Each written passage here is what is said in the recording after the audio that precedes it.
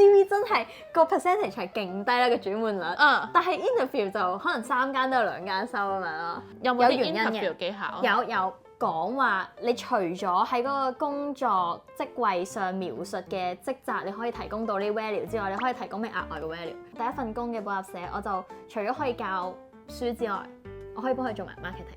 我就話其實你間鋪係好有特色嘅喎，可以幫你諗啲 campaign 咁樣。咁除咗教書，你加埋另一個 value，佢咪覺得你贏咗其他人。就算你同其他人嘅成績差唔多，學歷差唔多，咁佢會揀你咯。呢個係其中一個。第二個講好多呢間公司想要嘅特質，因為我 in 呢份工嘅時候咧，佢寫咗一個好特別嘅，佢好想 AI 達人咁樣。去呢間公司之前，我揾咗好多 AI 嘅資料，咁我就到時拋書包咯 interview 嘅時候，我就話我識呢個，跟住呢啲 AI 係可以點樣 apply 喺我嘅工作上面咁樣咯。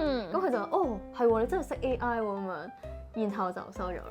所以總結個技巧係唔可以淨係得佢要求嗰啲嘢咯，冇錯，你要自己額外同佢講你貢獻到啲咩咯。冇錯，係同埋做足功課咯。